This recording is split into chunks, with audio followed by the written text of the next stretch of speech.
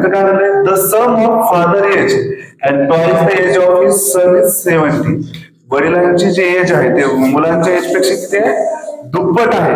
हा त्या दोघांची सम किती येत आहे 70 येत आहे. पण आपल्याला वडिलांची एज किती आहे माहित आहे का नाही. मग इथं सपोज करू लेट द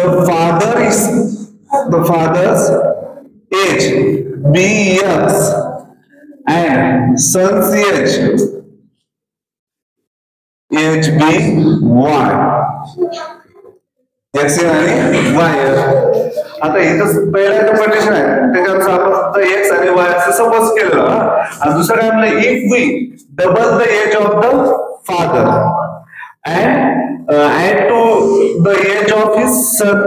आणि जर समजा वडिलांचे एज काय दुप्पट आहे तर मुलांचे त्याच्या जे आहे एज धरलं आपण सपोज केलं किती वाय असेल तर त्याची सम किती आले 95 येत आहे.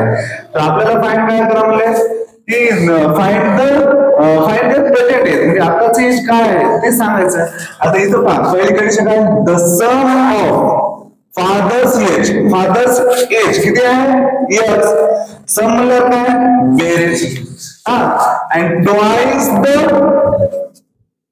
Age of his son. जो एज आपण सन एज किती सांगितलं वाय ते किती आहे ट्वाइस दुप्पट.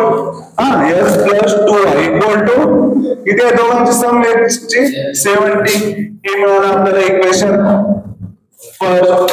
आता नेक्स्ट पण आपण if we double the age of the father. If we double the age of the father. जर समजा वडिलांची एज हे डबल असेल ते पण काय ऍड असलेल्या त्या संचय किती आहे वाय म्हणजे 2x + y इक्वल टू या दोघांची सम काय आले 95. हे इक्वेशन नंबर सेकंड मिळालं. तर आपल्याला चालू एज सांगायचं फादर्स एज आणि सन्स एजची. आता इथे इक्वेशन काय करू आपण याची टर्म सेव्ह म्हणत का वायच्या कोणत्या आणायच्या तुमच्या मनावर वाय ना. इथं काय करू 2 न मल्टिप्लाय करू इक्वेशन नंबर सेकंडला 2 is multiply bye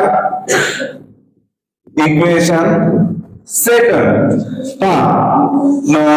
4x plus 2 into 2x 4x 2 into y 2y equal to 2 into 95 2 5 is 10 carry मध्ये 11 2 9 is 18 आणि carry 11 190. हे इक्वेशन नंबर थर्ड मिळालं. मग पाहू कोणता फर्स्ट इक्वेशन आणि थर्ड इक्वेशनचा सेम टर्म आला कशाचा वायचा. आणि सेम साइन असेल तर काय करायचं सबट्रॅक्शन. मग काय करू आपण subtract equation first from third मधून. आपण फर्स्ट इक्वेशन थर्ड मधून सबट्रॅक्ट करू. मग इथे 4x + 2y = 190 आणि इकडे काय x + 2y = 70. इथं मायनस प्लस तर झाला मायनस हा पण झाला minus 4x - x 3x + 2y - 2y get cancel. 190 मधून 70 गेले किती राहतात 190 120 आहे.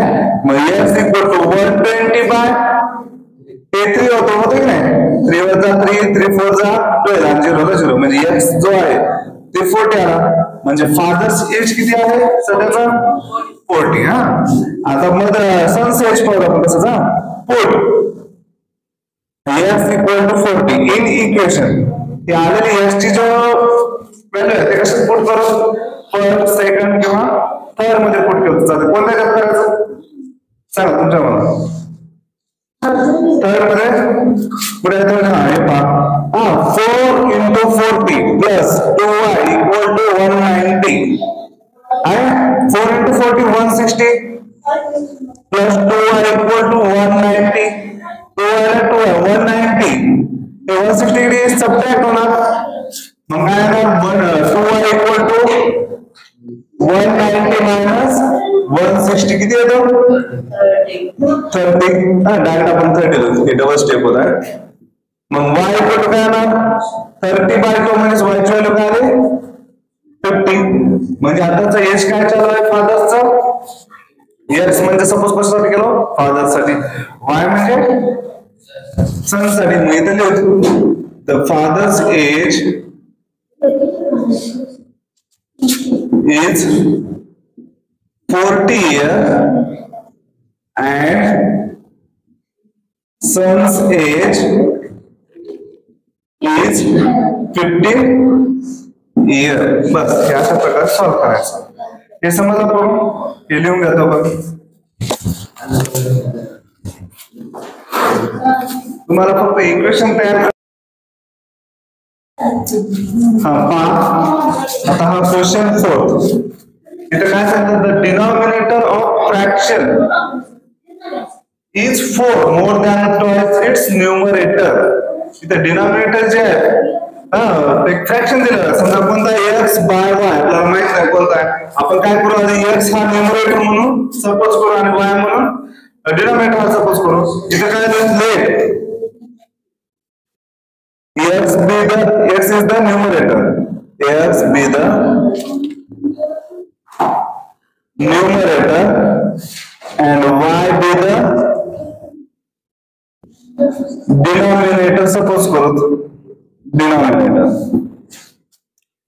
x कशासाठी सपोज केलं आपण, न्यूमरेटर म्हणून आणि y हा डिनॉमिनेटर म्हणून. इथे काय सांगितलं पहा, पहिली condition, the denominator of fraction. Denominator of fraction काय, आपण सपोज केलेला y आहे, मग y इज म्हणजे इक्वल टू. मग नेक्स्ट काय, is 4 more than twice its numerator. Twice its numerator. Numerator काय आपण सपोज केलेला x आहे, ट्वाइस म्हणजेच काय 2x. आणि इथे काय सांगितलं, 4 more than twice its numerator. 4 more than म्हणजेच काय प्लस येतो शब्द, म्हणजे सम येते की नाही. मग आपल्याला या मिळालेला पहिल्या कंडिशन नुसार हा इक्वेशन आहे का, y equal to 4 plus 2x. इथे काय सांगितलं, डिनॉमिनेटर ऑफ फ्रॅक्शन कोणता आहे, y इज म्हणजेच equal to 4 more than twice its numerator. हे इक्वेशन नंबर फर्स्ट आहे. आपण रिअरेंज करून घेऊ. काय करू, 2x हा प्लस y इकडे काय तो मायनस y आणि इकडला जो प्लस 4 आहे इकडे शिफ्ट करा, मायनस 4 होतं की नाही. 2x कडे आपण y ला वाटलं, आपल्याला रिअरेंज करून घ्यायचं त्या इक्वेशनला. मग प्लस y इकडे गेला, मायनस y झाला आणि प्लस 4 इकडे वाटलं, मायनस 4 झालं. हा झाला इक्वेशन नंबर फर्स्ट. कोणत्या, द डिनॉमिनेटर ऑफ फ्रॅक्शन काय आहे, y इज म्हणजे इक्वल टू समजू आपण 4 more than twice its numerator. 4 more than म्हणलं तर प्लस घ्यायचं, लेस दॅन म्हणलं तर मायनस घ्यायचं. इथं 4 more than twice its numerator. Numerator काय सपोज केलं आपण x ला. इक्वेशन काय मिळालं, y equal to 4 plus 2x. मग याला रिअरेंज करू, हे प्लस y जो आहे तिकडे शिफ्ट केलं, 2x मायनस y झाला आणि प्लस 4 ला तिकडे वाटलं, काय झालं मायनस 4. हे इक्वेशन नंबर फर्स्ट. कोणत्या, फ्रॉम गिवन कंडिशन म्हणून दिलेलं आहे. समजा फर्स्ट कंडिशन नुसार कुठपर्यंत आलेला आहे, इथपर्यंत. आता सेकंड कंडिशन पहा, डिनॉमिनेटर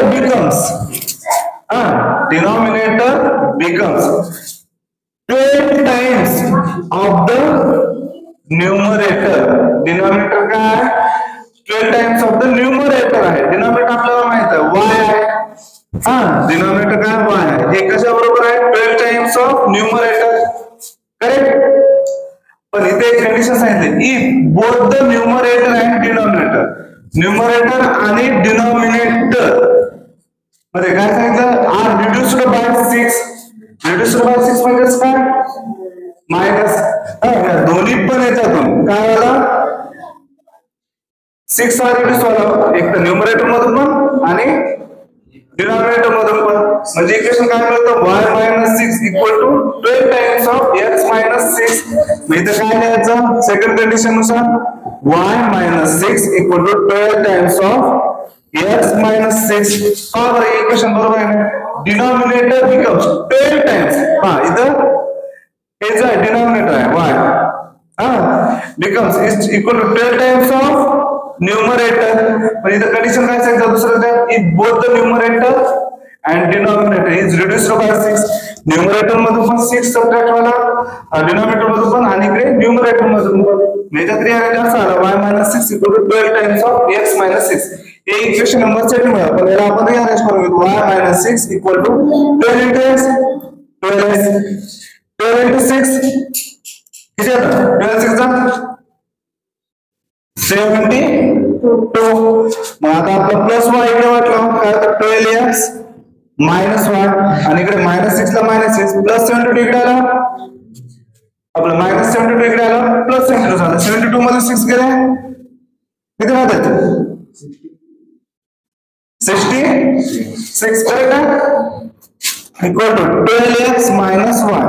म्हणजे इक्वेशन काय मिळालं आपल्याला? 12x minus y equal to 66. Equation number 2. आता नेक्स्ट पाहायचं काय फाइंड करायचं आपल्याला? हे फाइंड द फ्रॅक्शन, म्हणजे आपल्याला फ्रॅक्शन फॉर्म मध्ये सांगायचे x आणि y ची व्हॅल्यू. आता हे तर आपल्याला फर्स्ट इक्वेशन मिळालं, इथं सेकंड इक्वेशन मिळालं. तुम्ही सांगा याच्यातलं सेम टर्म कोणता आहे? 2x 12x आहे, पुन्हा y आहे आणि इकडे पण y आहे, पण सेम साइन असल्यामुळं y सेम टर्म आहे. साइन काय? सबट्रॅक्शन, म्हणजे सेम साइन असल्यामुळे सबट्रॅक्शन. मग इथं काय? Subtract equation first from second. आपण फर्स्ट ला सेकंड मधून काय करू? सबट्रॅक्ट करू. सेकंड इक्वेशन काय? 12x minus y equal to 66. आणि दुसरा इक्वेशन काय आहे आपलं? पहिलं equation 2x minus y equal to -4.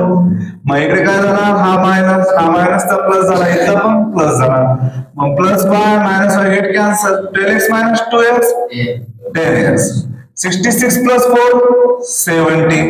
मग x equal to 70 आणि हा इंटू मधला 10 इकडे डिवाइड झाला. 10 मध्ये 10 10 70. म्हणजे x काय आला? 7. मग आता y काढत ना, we have put x equal to 7 in equation. पण त्या इक्वेशन मध्ये ठेवू जे सिंपल वाटेल ते. समजा पहिल्या इक्वेशन मध्ये पुट करू इन इक्वेशन फर्स्ट 2x म्हणजेच काय? 7 minus y equal to -4. 2 7 14 minus y equal to -4. Minus y ला तिकडे वाटलं y झाला आणि इकडे काय झालं? 14 ला 14 -4 ला शिफ्ट करा +4 झाला. म्हणजे y काय आला? 14 + 4 18. आणि आपल्याला हे फ्रॅक्शन मध्ये सांगायचं आहे x by y मध्ये. म्हणजे काय होतं पहा? The fraction is x by y म्हणजेच काय येतं? 7/18. बस हेच फायनल आन्सर आहे. हे तुम्हाला क्वेश्चन समजलं का? डबल एक्सप्लेन करू का? समजलं? ओके.